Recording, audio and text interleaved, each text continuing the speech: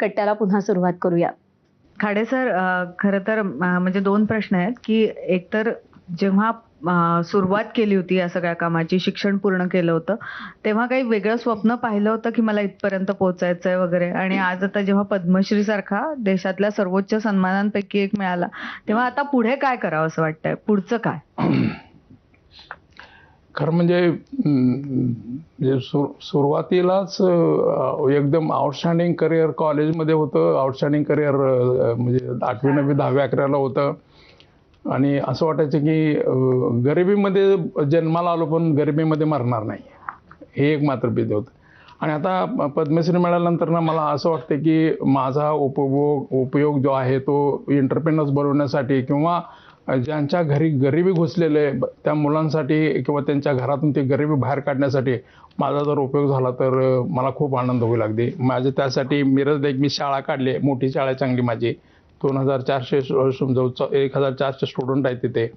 आणि बाकीचं जरी काही करता नाही आलं खरं सांगायचं म्हणजे, पण तरी पण मला असं वाटतं की मी माझ्या जिल्ह्यातून म्हणण्यापेक्षा माझ्या गावातून मी काही मुलं सिलेक्ट करणार आहे आता थोड्या दिवसानंतर. त्यांचं मॅपिंग करून घेणार आहे मी, इंटेलिजन्सची मॅपिंग करून घेणार आहे. त्यासाठी गावामध्ये मी एक खूप मोठी एक स्टडीसाठी एक बिल्डिंग बांधली आहे गावामध्ये. आणि तिथं येऊन मुलं UPSCची MPSCची स्टडी करतील. ते UPSC MPSC स्टडी केल्यानंतर त्यांना ज्या प्रॉब्लेम्स असतील UPSCला आणि MPSCला, आणि मी त्यांच्या मागे हात धुवून लागणार की त्या गावामधला कलेक्टर झालाच पाहिजे. आणि प्रत्येक गावामध्ये एक जर लालबत्ती सोडली ना तर गाव सरळ होईल. पण गावामध्ये मी 4 इंजिनियर सोडले बरं का, तर 4 बायका सुखी होतील, त्याच्यापेक्षा पलीकडे काय होणार नाहीये. किंवा 4 डॉक्टर जर सोडले बरं का, तर ते आपल्या बरोबर 4 बायकाला घेऊन बरं का गावीच आई वडील राहतील.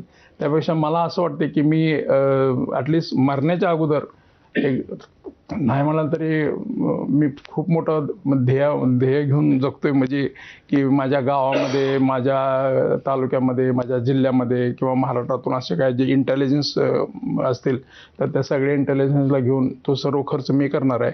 आणि त्यांनी फक्त मुलगा बुद्धी एकांकमध्ये जर असेल बरोबर तर तो घेणार मी. म्हणजे त्याचं शिक्षण मग पुण्याला असू द्या, दिल्लीला असू द्या, ते कंप्लीट करून मी काही करून पण असं आहे की तुमचा म्हणजे आता असं आहे, एकीकडं तुम्हाला गरिबी लोकांच्या घरात घुसलेली ती बाहेर काढायची ते ध्येय आहे, दुसरीकडे उद्योजक घडवायचेत, आणि तिसरीकडे तुम्ही UPSC IPS काय MPSC म्हणजे परत ते नोकऱ्याच करणारी जमात करणार तुम्ही.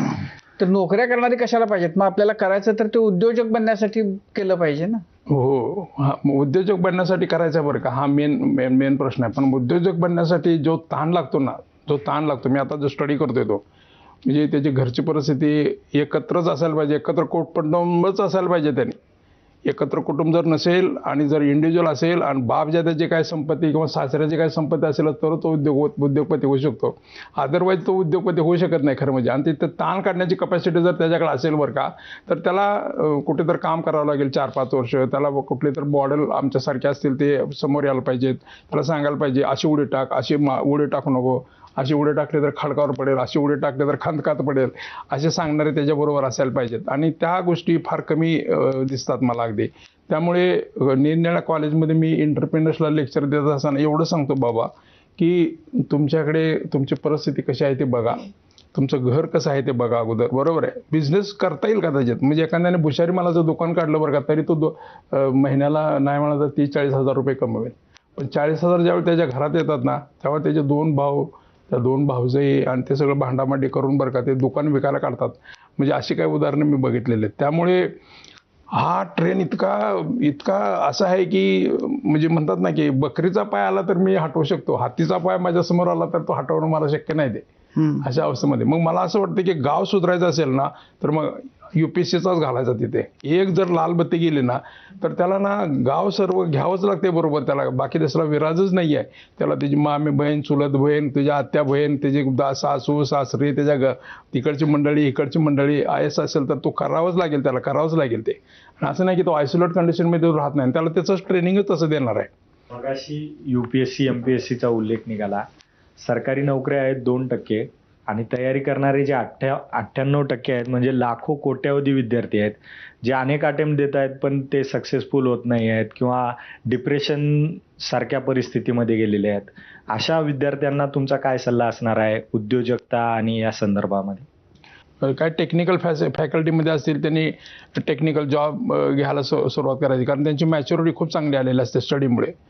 जे कॉमर्स आणि अकॅडमिक आहेत त्यांची मॅच्युरिटी तेवढीच झालेली असते. मग त्यांनी काय करायला पाहिजे, BEd करायला पाहिजे किंवा MAd करायला पाहिजे आणि शैक्षणिक ह्याच्यामध्ये कुठेतरी भाग घ्यायला पाहिजे, कारण त्यांची बोलण्याची, एखादा विषय समजून देण्याची कपॅसिटी फार चांगली झालेली असते. त्यामध्ये ते पुढे जाऊ शकतील भरपूर अगदी.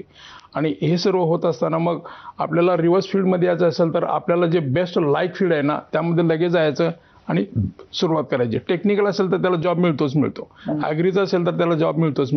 म्हणजे मला 2-3 गोष्टी ज्याच्याबद्दल तुम्ही बोलावं असं वाटतं. एक तर गरिबी घरामध्ये जी घुसलेली आहे ती बाहेर काढली पाहिजे असं तुम्ही म्हणता.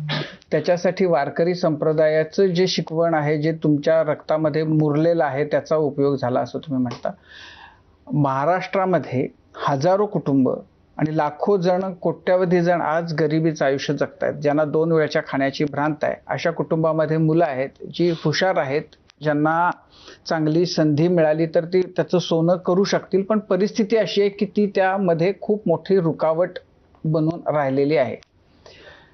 तुम्हाला वारकरी संप्रदायानं याच्यातनं बाहेर पडण्यासाठी काय दिलं आणि ह्या मुलांना काय मिळेल, त्यांनी काय केलं पाहिजे की ज्यामुळे ते या संकटातनं बाहेर येऊ शकतात?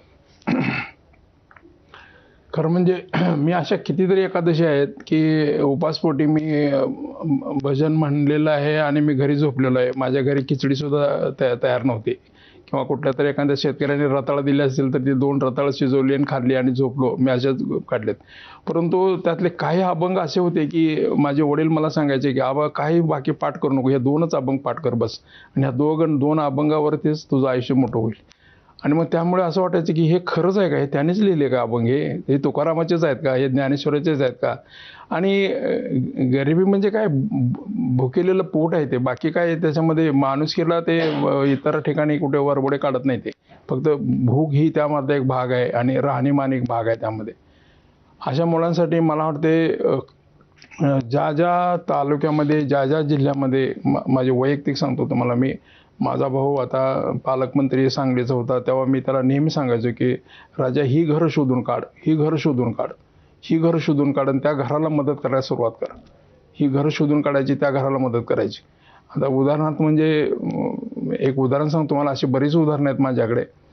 मी माझ्या शाळेमध्ये एका मुलाला मी ॲडमिशन दिलं होतं आणि त्या मुलाची आई कॅन्सरने आजारी होती आणि वडील रंगारी काम करायचे. आणि अशा अवस्थेमध्ये त्याला मी ॲडमिशन दिलं आणि ते दररोज शाळेमध्ये फक्त पोहे घेऊन यायचे. आणि आम्ही बघितलं दररोज शाळेमध्ये हा पोहेच नुसता घेऊन येतो. मग मी त्या घरची चौकशी केली तर त्यांनी सांगितलं की त्याची आई कॅन्सरने, त्यामुळे ते 10 रुपयाचे पोहे आणतात तर तेवढे दिवसभर खातात. मी सर्व मुलांना सांगितलं की त्यासाठी 1-2 चपात्या, एक एक्स्ट्रा चपात्या घेऊन या. मग तो 30-40 चपात्या घरी घेऊन जावं लागला आणि तो खाऊ लागला. त्या मुलाला शिक्षणाविषयी म्हणण्यापेक्षा काहीसुद्धा तसं माहीत नव्हतं, पण ते 10वीला जवळजवळ 76% पास झालं ते. आता ते ITIला इलेक्ट्रिशियन आहे, आता जवळजवळ एक 15-20 हजाराचा पगार घेते ते.